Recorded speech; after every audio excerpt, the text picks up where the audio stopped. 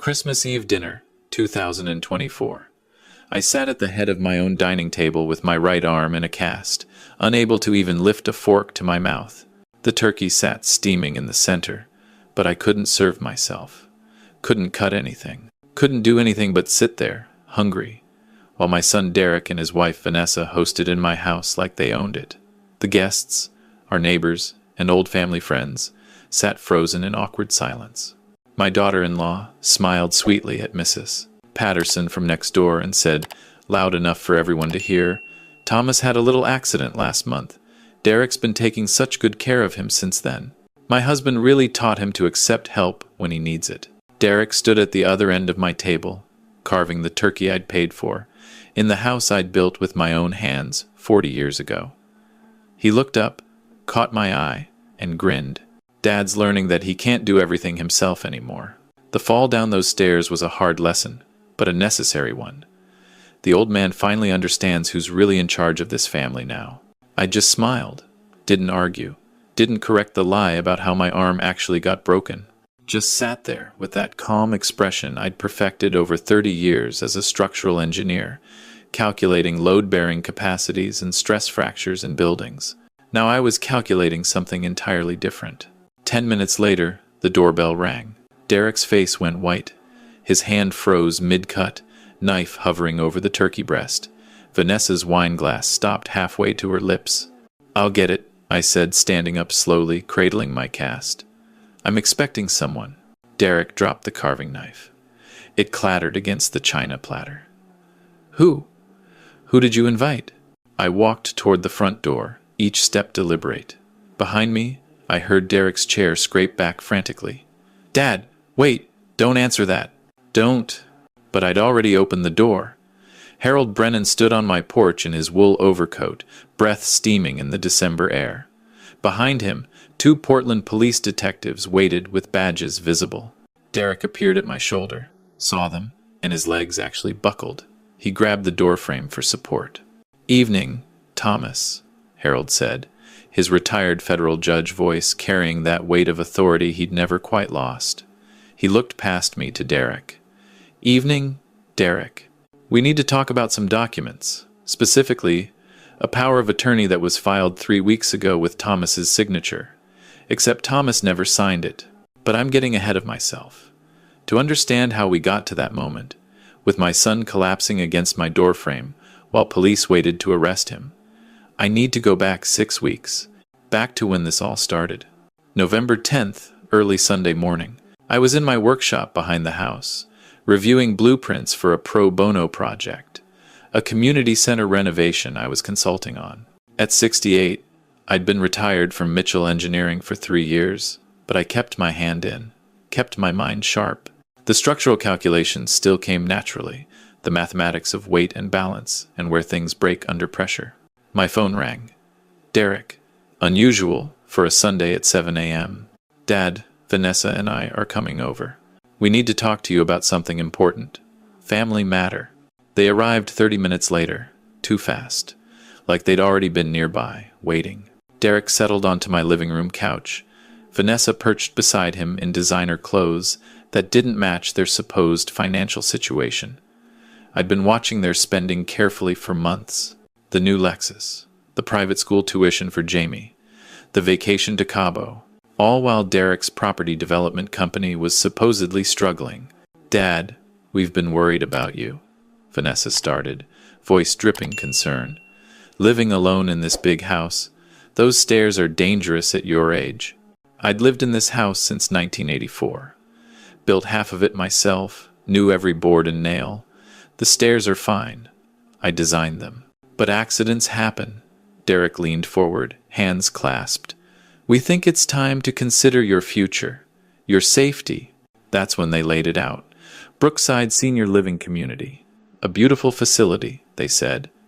Assisted living, professional care. I could sell this house, the one I'd built, the one holding 40 years of memories of my late wife, Sarah, and use the proceeds for the care facility. "The housing market is strong right now," Derek said. His eyes had this gleam I recognized from when he was 12 and wanted something expensive. "This property, being so close to downtown, It could sell for, what, 3 million? Maybe more? 3.2. According to the most recent assessment, I said quietly. Commercial zoning potential makes it valuable. Exactly, Vanessa jumped in. And you'd be so much safer at Brookside. We could visit all the time. Jamie could visit his grandpa. I looked at my son, really looked at him. Saw the desperation hiding behind the concern. I'm not interested. I'm healthy, active, independent. I don't need assisted living. Derek's face hardened. Just for a second. Then the mask of concern slipped back on. Dad, be reasonable. What if you fell? What if something happened and nobody found you for days? Then I'd handle it, like I've handled everything else in my life. They left unhappy. I watched through my window as Derek punched the steering wheel in their car before driving away. That night, I couldn't sleep. Something felt wrong, felt calculated. I'd spent 30 years analyzing structural failures, learning to see the tiny cracks that preceded collapse. This felt like a crack. Monday morning, I called Harold Brennan. We'd been college roommates at Oregon State, stayed close over the decades. He'd served 20 years as a federal judge before retiring. Harold, hypothetical question. If someone wanted to force an elderly person into assisted living against their will, how would they do it legally? Silence on the other end. Then, Thomas, what's going on? I told him about Sunday's visit. Harold listened without interrupting. That old judge habit of hearing all evidence before speaking. Power of attorney, he said finally. If they could get power of attorney, they could make medical and financial decisions on your behalf. They could commit you, sell your property, everything. But they'd need your signature, or a forgery. Thomas. Just theoretically. Theoretically, yes, but that would be fraud. A serious crime. He paused. Do you think Derek would do that? I don't know. But I'm going to find out. Over the next 2 weeks, I watched. I'm good at watching, at noticing details. Structural engineering teaches you to see what others miss. Derek started visiting frequently, always with papers for me to sign, insurance updates, banking changes. Each time, I read carefully, signed nothing without my own lawyer reviewing it first. This frustrated him visibly. Vanessa pushed the Brookside narrative every conversation. How wonderful it was, how happy I'd be, how much easier life would be. On November 23rd, Thanksgiving, they hosted at their house. Jamie, my grandson, was the only bright spot. 8 years old, curious about everything. He followed me around asking about buildings, how they stayed up, why they didn't fall down. Grandpa, can you teach me to draw buildings like you do? Absolutely, buddy. Come over next week, I'll show you. Derek overheard. Actually, Dad, maybe not next week. We're keeping Jamie pretty busy with activities. The way he said it felt like a door closing. After dinner, I went to use the bathroom, past Derek's home office. The door was slightly open. I glanced in, old habit, and saw papers spread across his desk. I shouldn't have looked closer, but I did. Property development proposals. Financial statements showing massive debt. Credit card bills months overdue. And there, partially hidden under a folder, architectural plans for my property. My house, showing it demolished. A 6-unit luxury condo development in its place. My heart rate jumped. I pulled out my phone, photographed everything I could see from the doorway. My hands shook slightly, but the images came out clear. Derek found me in the hallway moments later. Looking for something, Dad? Just admiring your office setup. His eyes narrowed. Let me walk you out. It's getting late. The drive home, I barely remember. My mind was racing, calculating. Derek wasn't just suggesting I move. He was planning to demolish my home, build condos. That property, with commercial zoning, was worth millions developed, and he was drowning in debt. At home, I printed the photos, spread them across my dining table. The debt statements alone totaled over $800,000. Business loans, personal credit cards, a second mortgage on their house I hadn't known about. My son was desperate, and desperate people do desperate things. Monday, November 25th, I called my attorney. Margaret Huang had handled my estate planning for 15 years. Margaret, I need you to verify something. Has anyone filed any documents on my behalf recently? Power of attorney, medical directives, anything? Let me check. Keyboard clicking. Long pause. Thomas, there's a power of attorney filed last Wednesday, November 20th. Grants Derek Mitchell full financial and medical authority over you. My stomach dropped. I never signed that. The county clerk has a notarized document with your signature. It's forged. I want it contested immediately. And I want to document everything. I'll file an emergency motion today. But Thomas, if this is really forgery, you need to involve the police. Not yet. I need proof. Real proof. Can you get me a copy of that document? She had it to me by 3 p.m. I laid it on my desk next to documents I'd actually signed. The signature was good, very good. Someone had practiced. But the pressure points were wrong. The rhythm off. The capital M in Mitchell had a loop I never made anymore. Arthritis had changed my handwriting years ago. I photographed the comparison, added it to my growing file. That evening, Derek called. Dad, I'm coming over tomorrow. We need to discuss your living situation seriously. No more delays. Tomorrow's fine. Come around 2. I spent that night not sleeping, but planning. If Derek had filed forged power of attorney, what else might he do? The stairs comment Vanessa made kept echoing. Those stairs are dangerous at your age. I examined my staircase with an engineer's eye. 17 steps. Standard 7-inch rise. Hardwood. If someone fell from the top, the injuries would be severe. At 68, potentially fatal. I installed my old security camera, the one I'd used for monitoring construction sites, at the top of the stairs, hidden behind a smoke detector. If someone was planning something, I wanted evidence. November 26th, 2 p.m. Derek arrived. Alone this time, he'd brought a briefcase full of documents. Dad, these are the Brookside contracts. I've already paid the deposit. You're scheduled to move in December 15th, 3 weeks. You paid a deposit on a facility I never agreed to? I have power of attorney now. I can make these decisions for your own good. That power of attorney is forged. I've already filed to have it invalidated. His face went cold, really cold.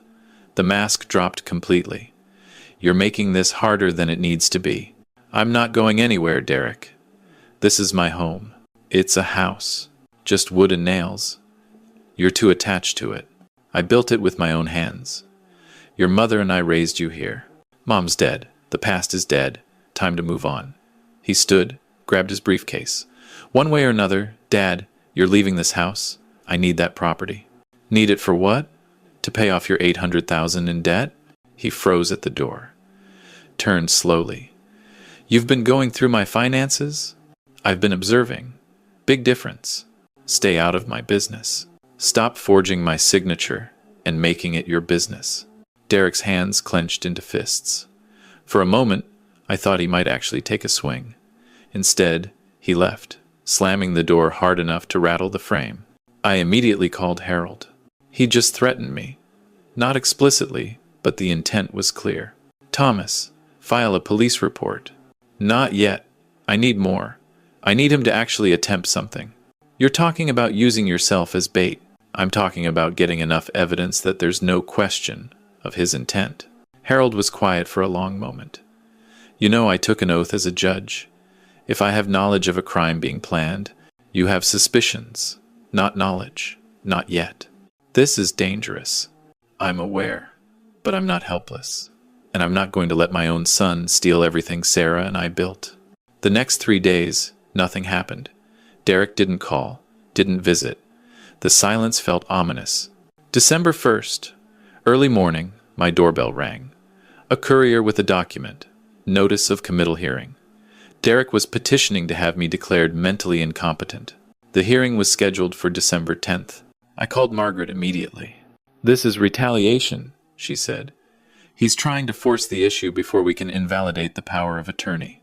Can he win? If he brings a doctor who'll testify you're incompetent? Possibly. Especially with that forged POA still on file. We need to move faster. December 2nd, Sunday morning. I was making coffee when I heard footsteps upstairs. In my house. Someone was inside. I moved quietly to the stairs, looked up. Derek stood at the top, hand on the railing, just standing there, looking down at the hardwood floor below. "Derek, what are you doing here?" He startled, badly. "Dad, I used my old key. I came to check on you, make sure you're okay." "At 7 a.m. on a Sunday?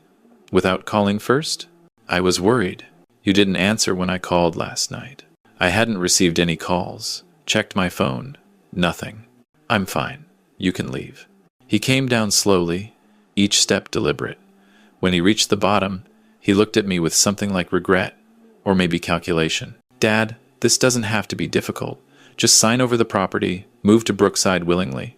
I'll make sure you're comfortable. Or things get complicated, ugly. I don't want that." "Neither do I, which is why you need to leave." Now, after he left, I checked the security footage, watched him standing at the top of the stairs, watched him crouch down, examining the top step, watched him test the railing with both hands, checking its stability. He was planning it, planning exactly how to stage my fall. I saved the footage, backed it up 3 different ways. Then I called Harold. "I need your help. Official help. What I'm about to show you is evidence of conspiracy to commit murder." Harold arrived within an hour. I showed him everything: the forged power of attorney, the debt documents, the photos of Derek's development plans for my property, the footage of him testing my stairs. "This is enough for probable cause," Harold said, but his voice was heavy. Sad. He'd known Derek since Derek was born. "I can connect you with detectives I trust. But Thomas, once we do this, there's no going back. He's your son." He stopped being my son when he forged my signature. When he planned to push me down those stairs, my voice was steadier than I felt. He's a criminal, and criminals face consequences. December 3rd, I met with Detective Sarah Kim and Detective James Rodriguez at a coffee shop downtown. Not at the station. Too visible. I laid out everything. They listened, took notes, examined the documents I'd brought. "The power of attorney forgery alone is a felony," Detective Kim said. "But attempted murder, that's harder. We have him examining your stairs, but a defense attorney would argue he was just checking safety, being concerned. Then we need him to actually attempt it." Detective Rodriguez leaned back. "Sir, we can't authorize you to put yourself in danger. You're not authorizing anything. I'm a citizen making my own choices. I'm telling you that I believe my son will attempt to harm me, probably within the next week before the December 10th hearing. And when he does, I want you ready to intervene." They exchanged looks. "We'd need audio," Detective Kim said slowly. "If he admits to the plan, discusses it, that's conspiracy. I can wear a wire. This is highly irregular. So is a son trying to murder his father for property development money." They couldn't argue with that. December 6th. The wire was tiny, smaller than a shirt button, tucked into my collar. The police van was parked 2 houses down, detectives monitoring every word. I called Derek. "I've been thinking about what you said, about Brookside. Maybe you're right. Maybe it is time." Silence. Then, cautiously, "Really? Really? Come over tomorrow evening. Let's discuss the details." 7 p.m. I'll be there. December 7th.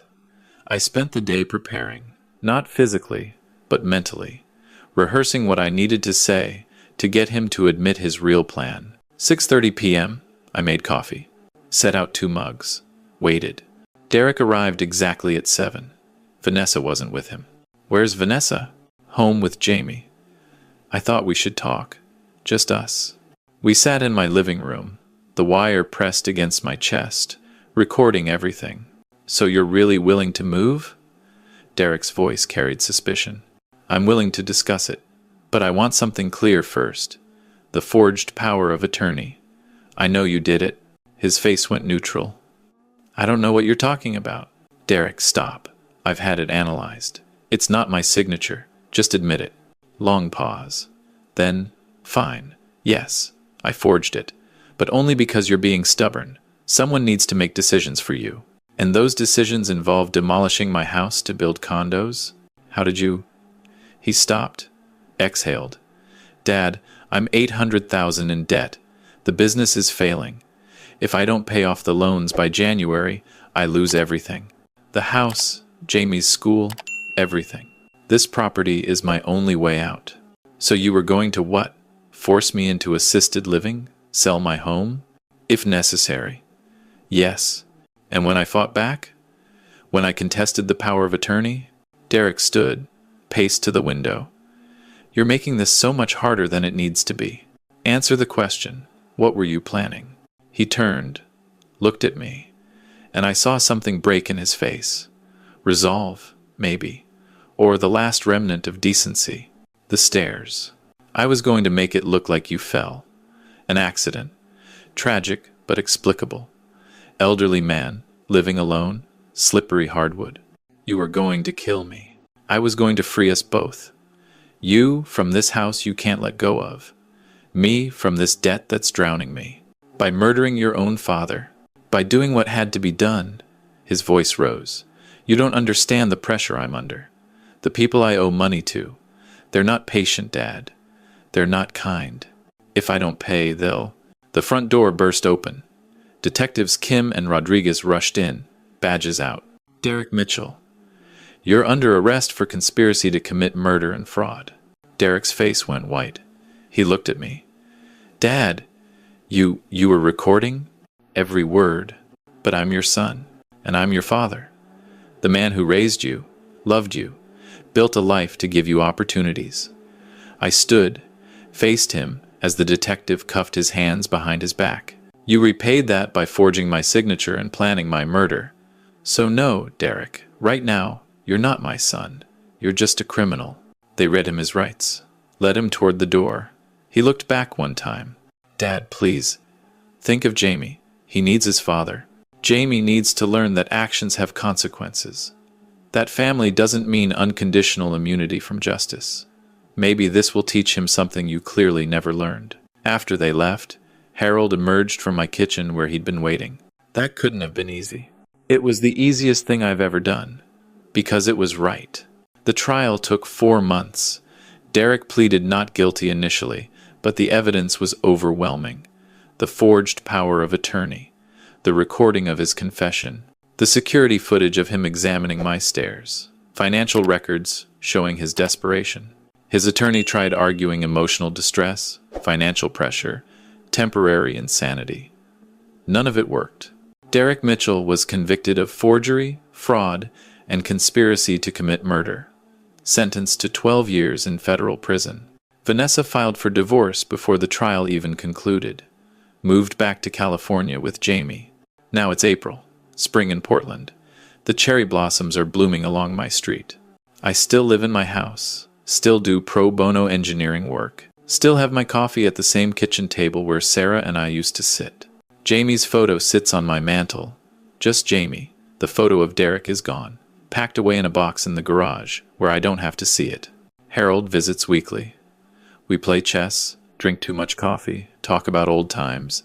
He never brings up Derek unless I do. I appreciate that. The property Derek wanted so badly, I'm donating it. The Mitchell Foundation for At-Risk Youth. When I die, they'll develop it, but the profits will fund programs for kids from broken homes. Kids who need someone to show them that family should mean love, not manipulation. Support, not exploitation. Derek writes me letters from prison. I don't open them. Maybe someday. But not today. Today, I'm sitting on my front porch, watching the cherry blossoms drift across the lawn. The stairs Derek wanted to push me down are behind me, worn from 40 years of use, but solid, still standing. Like me.